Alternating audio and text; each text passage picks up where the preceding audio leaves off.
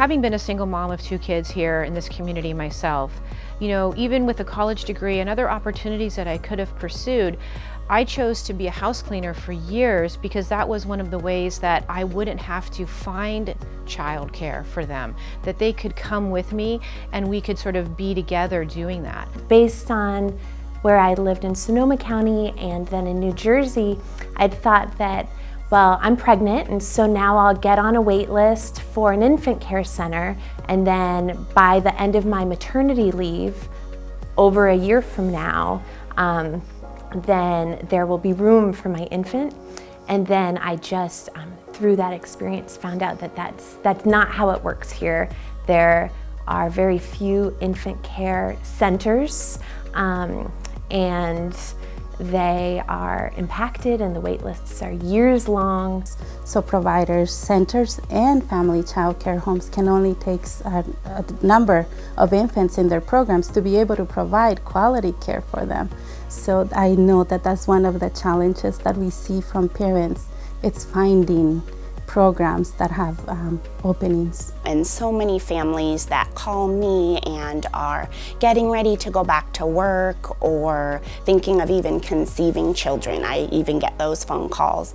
And just, it's a desperate need. Our wait list is 2 years long. I don't want them or other families in our community to have to tell my school they're pregnant before they tell their families, because they need to get on our waiting list to get in. I actually have 2 children at home, one who has special needs, and so I know that for those who have children with special needs, it's even that much more difficult to find adequate, affordable child care. And I don't know what kind of working family can manage to send a kindergartner to school from 11 to 2 at a school that doesn't have before or after school care.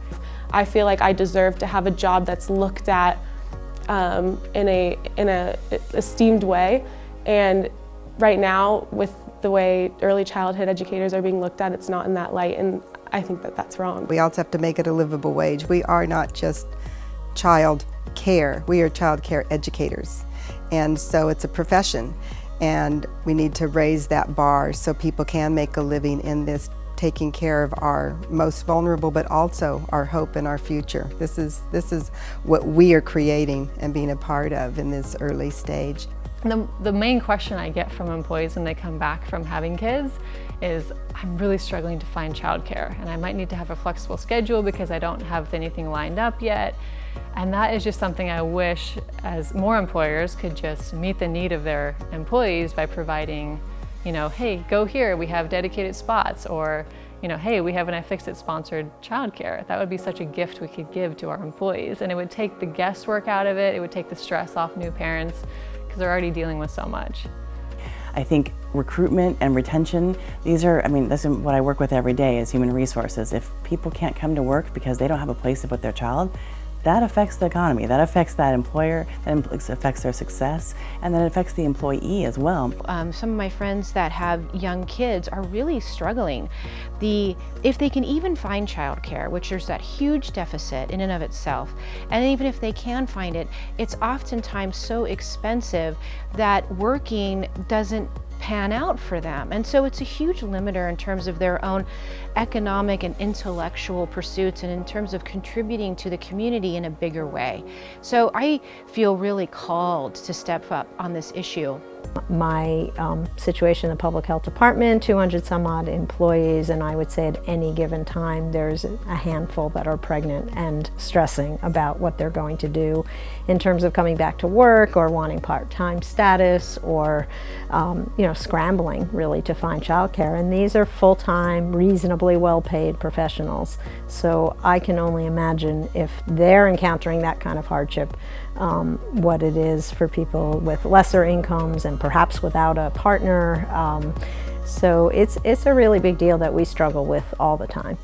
If you believe that a quality of life begins with a good job, then it also begins with understanding the impact that raising a family and what those challenges are, what it means for the future. And so what resonated with me in that conversation is, what can we do from a leadership perspective to drive what the future is going to look like. Well, a company is only as valuable as its employees. And if you pour resources into your employees, you're going to get that back out in loyalty and in hard work, and your company is going to flourish. And I think that alone is enough motivation for us to keep doing what we're doing because our workforce is so great.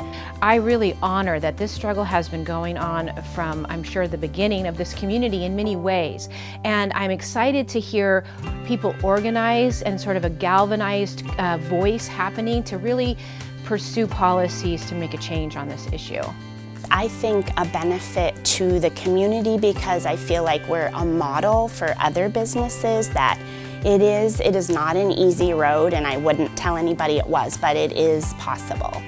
And then just for childcare programs to really show what quality childcare means. So I think that we can really be a mentor for those things in our community.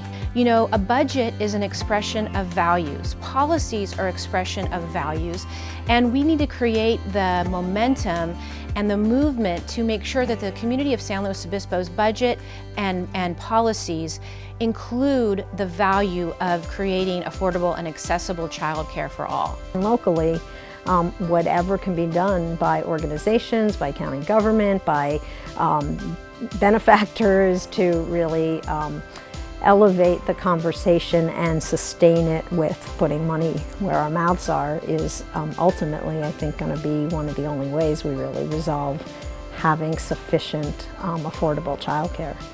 The most important thing is that I know that they're going to be well taken care of and their voices are going to be heard. They're kids, but they have voices and they have needs, and I may not be able to give that to them, but I am giving them the opportunity through the program.